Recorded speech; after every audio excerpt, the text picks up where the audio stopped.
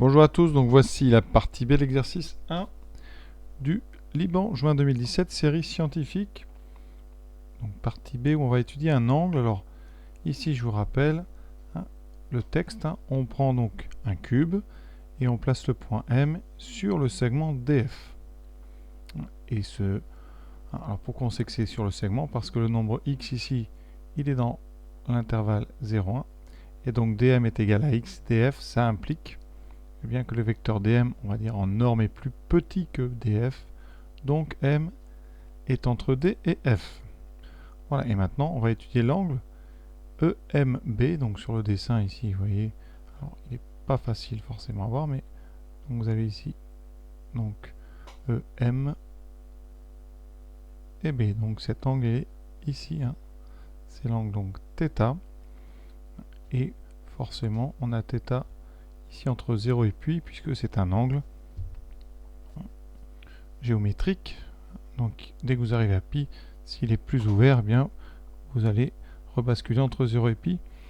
Voilà, donc comme tous les angles géométriques, on est entre 0 et 180 degrés. Donc comme là on est en radian, c'est 0 pi. Voilà, ça c'est plus clair. Alors première question, donc on va étudier deux positions particulières. Si on met le point M sur le point D et si on met le point M sur le point F. Si M égale D, premièrement, alors l'angle MD c'est l'angle EDB. On va regarder le triangle EDB, qu'est-ce qu'il a de particulier? Alors ici, donc ED c'est la diagonale de la face de gauche. DB c'est la diagonale du sol. Ah oui, et D et EB, c'est la diagonale de la face de devant. Donc, eh bien, vous avez trois côtés de même longueur. ED, on va mettre, voilà, ED, EB et DB sont des diagonales de carré.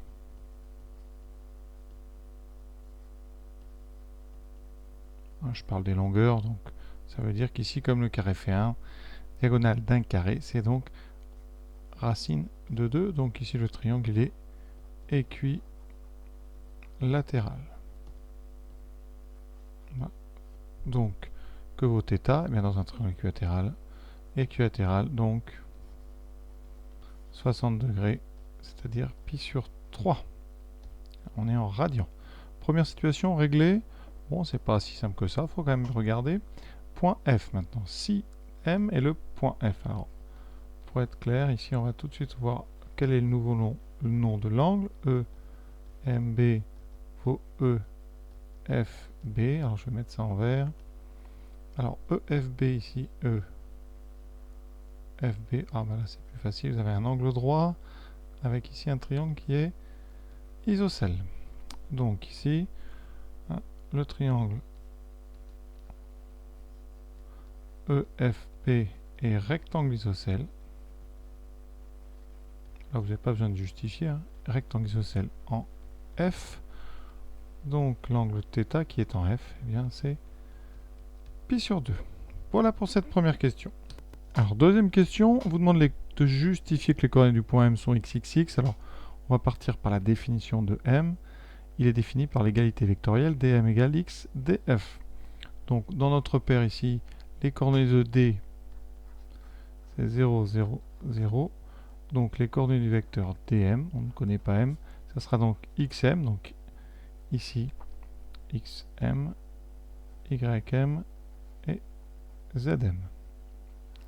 Ensuite, df. Alors, df, ici, vous voyez comment va-t-on de D à F en prenant une fois le vecteur dA, une fois B et une fois df. Donc, df, c'est 1, 1, 1. Si vous égalisez tout ça, on traduit en regardant les abscisses, xm est donc égal à x, ym égal à x et zm égale x. Donc, eh bien, m a bien pour coordonnées x, x, x. Donc jusque-là, on est serein. Maintenant, là, on attaque les choses un petit peu sérieuses. Donc on a montré que cos θ est égal à une fraction rationnelle dépendant de x. Par contre, on vous donne un petit indice, on va s'intéresser au produit scalaire ME, MB. Donc déjà, première chose, on va écrire les coordonnées de E, parce que là, E, donc il est ici. Donc pour aller de D à E, on fait DA plus AE. Donc on utilise une unité sur l'axe des abscisses aucune sur l'axe des ordonnées et une sur l'axe donc des z. Ensuite, M, on vient de le montrer pour coordonnées x, x, x. Vous avez donc le vecteur ME qui a pour coordonnées 1 moins x, 1 moins x. Pareil avec MB, donc les coordonnées de B. Donc il est ici en bas, on utilise 1, 1 et 0. Donc, eh bien, MB, ça sera donc 1 moins x, 1 moins x, moins x. Voilà, on est prêt pour faire le produit scalaire ME scalaire MB, comme annoncé. On a donc 1 moins x fois 1 moins x, donc 1 moins x au carré, plus donc moins x fois 1 moins x, donc ça fera moins x fois 1 moins x, plus 1 moins x fois moins x. Donc ici c'est pareil, j'aurai 1 moins x fois 1 moins x. Alors on va développer, hein. Donc ça donne 1 moins 2x plus x2 moins x plus x2 moins x plus x2. On compte les x2, j'en ai 3. Ça tombe bien parce que là, dans notre égalité qu'on nous propose, il y a des 3x2. Ensuite, moins 4x. Et ensuite, plus 1. Ça a l'air d'être le numérateur. Voilà, donc première chose de faite. Alors maintenant, on va utiliser une deuxième formule du produit scalaire. Celle qui utilise le cosinus ME scalaire MB. C'est égal à longueur ME fois longueur MB fois le cosinus de l'angle géométrique PEM ou EMB. Hein, voilà, et c'est exactement ce qui nous intéresse dans le texte. Donc, eh bien, on a besoin de calculer, vous voyez, MEMB. Pourquoi? Parce que le cosinus qu'on cherche, donc le cosinus de θ, c'est donc ME scalaire MB divisé par ME fois MB. Voilà, donc on est parti en calcul des longueurs ME. Donc ME, on a le vecteur, donc ici on va prendre sa norme.